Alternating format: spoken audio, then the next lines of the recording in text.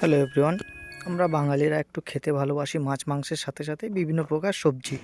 11 বছর রাজস্থানে থাকার সময় লোকাল বন্ধুরা লাঞ্চের সময় কিছু সবজি আনতো, যেগুলো আমরা বাঙালিরা কোনোদিনও খাইনি।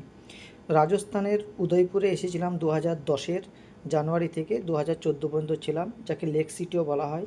এখানেই থাকতে থাকতে আমার বিবাহ হয় এবং আমার ছেলেরও জন্ম এখানেই হয়েছিল। এরপরে এসেছিলাম 2014 থেকে 2021 চিত্তোড়গড়। এই ফোর্ট সিটিতে থাকাকালীনই আমার মেয়ের জন্ম। এই শহরের সঙ্গে আমাদের অনেক স্মৃতি জড়িত। এখানকার প্রসিদ্ধ খাবার হচ্ছে দাল বাটি চুরমা, যেটা আমরা এখানেই প্রথম এসে খেয়েছি। সেব টমাটার রাজস্থানের একটা প্রসিদ্ধ খাবার।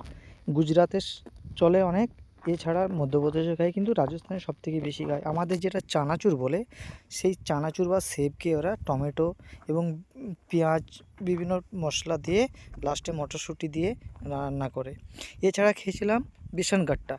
এই সবজিটা আমাকে খুব ভালো লেগেছিলো। বেসনকে বিভিন্ন প্রকার মশলা দিয়ে এবং ঘি দিয়ে তাকে মধ্যে একটা লেই বানানো হয়, তারপর ছোট ছোট পিস করে তাকে গরম জলে প্রথমে ভালো করে সিদ্ধ করা হয় এবং সিদ্ধ হয়ে গেলে তাকে ফ্রাই করা হয়। তেলে ফ্রাই করার পরে তারপর আবার ঘিয়ের সঙ্গে আদা কুচি, রসুন কুচি, পেঁয়াজ আর মটরশুঁটি দিয়ে তাকে রান্না করা হয়।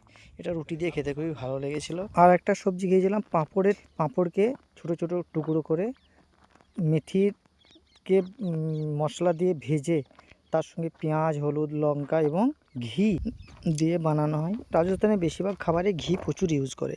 এছাড়া আরেকটা খেয়েছিলাম কাঁচা হলুদের সবজি। কাঁচা হলুদকে বারিক করে পিষে গরম মশলা আর ঘি এটাকে প্রচুর পরিমাণে ইউজ করে, কাজুর পেস্ট ইউজ করা হয় এবং তার সঙ্গে দই দিয়ে এটাকে বানানো হয়। এটা নাকি শরীরের পক্ষে খুবই উপকারী, গরম ধরে শরীরটাকে, যার জন্য এটা শীতকালে বানানো হয়, রুটি দিয়ে বা পরোটা দিয়ে খাওয়া হয়। এরপরে খেয়েছিলাম দই তড়কা। দইকে পেঁয়াজ রসুনের ফোড়ন দিয়ে এবং তার সঙ্গে কারি পাতা বা বিভিন্ন টাইপের আরও কিছু মশলা ইউজ করে বানানো হয় একটা আইটেম, সেটা রুটি দিয়েই খেতে ভালো লাগে। গোটা পেঁয়াজের সবজি খেয়েছেন? এটাও প্রথম রাজস্থানে খেয়েছিলাম। পেঁয়াজকে পুরোটাই ছিলকা ছিঁড়ে গোটা গোটা অবস্থায় রাখা হয়, তারপর তাকে তেলে হালকা করে ফ্রাই করা হয় এবং অন্য একটা কড়াইয়ে বিভিন্ন যে সামগ্রীগুলো লাগে, যেমন পেঁয়াজ কুচি, রসুন কুচি, আদা কুচি, টমেটো আর কিছুটা গরম মশলা, এই সমস্তগুলো দিয়ে তারপর লাস্টে দই এবং ধনে পাতা দিয়ে ওটাকে পরিবেশন করা হয়। এটা খেতেও কিন্তু দারুণ সুন্দর লেগেছিলো আমাকে। উদয়পুরে আমার একটা বন্ধু খাইয়েছিল পাকা পেয়ারার সবজি এবং তরমুজের সবজি। পাকা পেয়ারার সবজিটাকে কি করে, পেয়ারাকে ছোট ছোট পিস করে কাটা হয় এবং মশলায় কিন্তু এরা ঘিটা ইউজ করে বেশি, তার সঙ্গে হিংও দেয়। সাবুদানার খিচুড়ি, এটা রাজস্থান, গুজরাট, মধ্যপ্রদেশে প্রচুর চলে। যারা ব্রত রাখে তারা খায় বিশেষ করে। আমরা যে সাবু খাই জ্বর হলে, এরা সেই সাবুকে প্রথমে হালকা সিদ্ধ করে তেলে ফ্রাই বা ঘিতে বেশিরভাগ ফ্রাই করে, তারপরে একটু গরম মশলা একটু হালকা আলু কুচি এটা খাওয়া হয়।